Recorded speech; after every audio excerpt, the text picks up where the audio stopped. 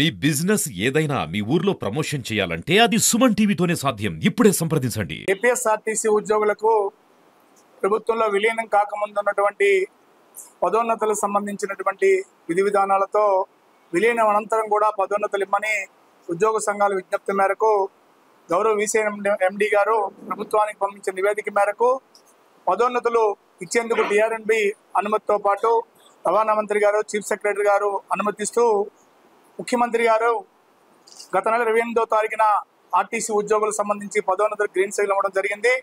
ఆ ముఖ్యమంత్రి గారు గ్రీన్ సిగ్నల్ ఇచ్చిన వెంటనే రాష్ట్ర వ్యాప్తంగా పదోన్నతులకు ఎదురు చూస్తున్నటువంటి సుమారు 6,000 మంది ఉద్యోగులు హర్షం వ్యక్తం చేయడం జరిగింది. ముఖ్యమంత్రి గారు పదోన్నతులకి గ్రీన్ సిగ్నల్ ఇచ్చినప్పుడు కూడా జిఐడికి సంబంధించినటువంటి కొంతమంది కింది స్థాయి అధికారులు ఇంకా పాత పద్ధతిలో ఎట్లా ఇస్తామనే విధంగా మళ్ళీ కేసుని తిరగదోలే విధంగా నిర్ణయాలు చేస్తుండడం వల్ల ఇవాళ ఉద్యోగులందరూ ఆందోళన చెందుతున్నారు. ఇక గౌరవ ముఖ్యమంత్రి గారు ఏదైతే పదోన్నతులకు సంబంధించి అనుమతులు ఇచ్చారో వాటిని వెంటనే ఇచ్చే విధంగా జీవో విడుదల చేయాలని చెప్పేసి ఏపీపీడీ ఎంప్లాయీస్ తరఫున విజ్ఞప్తి చేయడం జరుగుతుంది. ఇవాళ ప్రభుత్వానికి 6,000 మందికి పదోన్నతులు వస్తే ప్రభుత్వానికి కూడా మంచి పేరు వస్తుంది.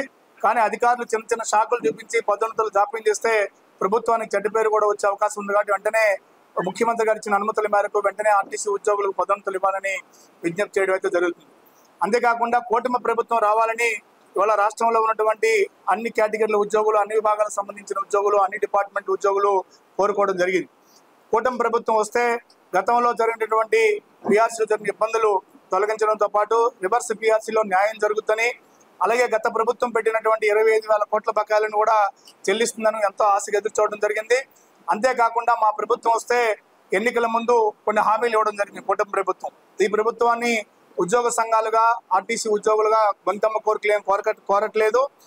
ఎన్నికల ముందు ఇచ్చిన హామీ మేరకు ఐఆర్ వెంటనే ప్రకటించాలని విజ్ఞప్తి చేస్తున్నాం. అలాగే 12వ పిఆర్సీని వెంటనే నియమించాలని, గత ప్రభుత్వం బకాయి పెట్టినటువంటి 11వ పిఆర్సీ సంబంధించి 24 నెలల అరియర్స్ పిఆర్సీ బకాయిలు, అలాగే డిఏ బకాయిలు కూడా వెంటనే విడుదల చేయాలని కోరడం అయితే జరుగుతుంది. వెంటనే ప్రభుత్వం చొరవ తీసుకోవాలి. ఎందుకంటే రిటైర్మెంట్ అయిన ఉద్యోగులకు సంబంధించి సుమారు లీవ్ ఎన్కేష్మెంట్ సంబంధించి 3 సంవత్సరాలుగా బకాయిలు రాలేదు. అలాగే గ్రాడ్యుయేట్ సంబంధించి గత ఏడాది డిసెంబర్ నుంచి కూడా బకాయిలు రాలేదు. రిటైర్మెంట్ ఉద్యోగులు బకాయిలు తీసుకోకుండానే కొంతమంది చనిపోవడం కూడా జరుగుతుంది. అందుకని ప్రభుత్వం వెంటనే చొరవ తీసుకొని గత ప్రభుత్వం హామీలను, ఆ బకాయిలను వెంటనే విడుదల చేయడమే కాకుండా ఎన్నికల ముందు ఇచ్చిన హామీలను వెంటనే నెరవేర్చాలని, ఆర్టీసీ ఉద్యోగులకు సంబంధించి పదోన్నతులు కూడా వెంటనే ఇవ్వాలని చెప్పేసి ఏపీపీటీడీ ఎంప్లాయీస్గా విజ్ఞప్తి చేయడం అయితే జరుగుతుంది. వాళ్ళ రాష్ట్ర వ్యాప్తంగా కూడా ఆర్టీసీ ఉద్యోగులకు సంబంధించినటువంటి సమస్యల పట్ల శ్రీశక్తి పథకం ప్రభుత్వం అమలు చేసింది. ఆ శ్రీశక్తి పథకాన్ని విజయవంతం చేయడం కోసం ఆర్టీసీ ఎంప్లాయీస్గా పూర్తి మద్దతు తెలియజేస్తూ ఆ స్కీమ్ విజయవంతం కావాలని మేము కోరుకుంటున్నాం. ఆ స్కీమ్ విజయవంతం కావాలంటే దానికి సంబంధించి కొన్ని సూచనలు కూడా ప్రభుత్వం దృష్టికి తీసుకెళ్లడం జరిగింది. వాటిని కూడా నెరవేర్చాలని చెప్పి సందర్భంగా విజ్ఞప్తి చేయడం అయితే జరుగుతుంది.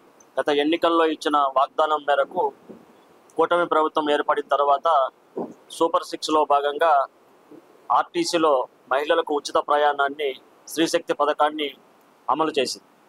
ఈ అమలు సక్సెస్ఫుల్గా నడిచేదానికి ఆర్టీసీలో పనిచేస్తున్న ఉద్యోగులందరూ కూడా శక్తి వంచన లేకుండా పనిచేస్తూ ప్రభుత్వానికి మంచి పేరు తీసుకొస్తున్నారు. ఈ తరుణంలో ఈ స్త్రీశక్తి పథకము అమలులో కలుగుతున్న ఇబ్బందులను గతంలోనే, అంటే ఇంప్లిమెంటేషన్ కాకముందే అటు ప్రభుత్వానికి, యాజమాన్యానికి ఆర్టీసీ ఎంప్లాయీస్గా తెలియజేశాం. ఇప్పుడున్న బస్సులు సరిపోవు, ఉద్యోగులు సరిపోరు. అంటే ఇప్పుడు ఇమ్మీడియట్గా 3,000 కొత్త బస్సులు, 10,000 మంది ఉద్యోగులను అపాయింట్మెంట్ చేయాల్సిన ఆవశ్యకత ఉంది. తద్వారానే స్త్రీశక్తి పథకము అమలు అవుతుంది, సక్సెస్ఫుల్ అవుతుందని చెప్పేసి తెలియజేశాము.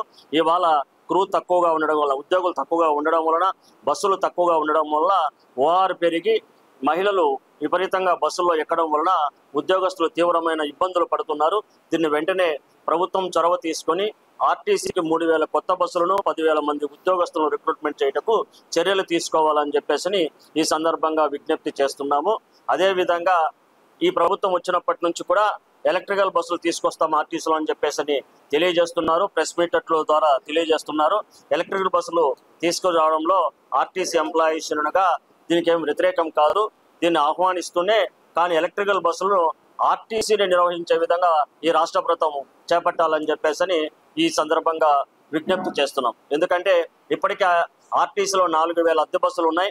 అది ప్రైవేట్ వారు నిర్వహణ చేస్తున్నారు. ఎలక్ట్రికల్ బస్సులు కూడా ఇప్పటి వరకు వచ్చిన ఎలక్ట్రికల్ బస్సులు కూడా ప్రైవేటు వాళ్ళ నిర్వహణ వల్ల పూర్తిగా ఆర్టీసీ ప్రైవేటు పరమయ్యే పరిస్థితులు ఉన్నాయి. కాబట్టి ఏదైతే ప్రభుత్వము ఎలక్ట్రికల్ బస్సులు ప్రవేశపెట్టాలనుకుంటుందో ఆ ఎలక్ట్రికల్ బస్సులన్నింటినీ కూడా RTC driver, RTC conductor, RTC maintenance staff ద్వారా మెయింటైన్ జరిగే విధంగా చర్యలు తీసుకోవాలని చెప్పేసి ఏపీపీటీసీ ఎంప్లాయీస్ కోరుతున్నాను.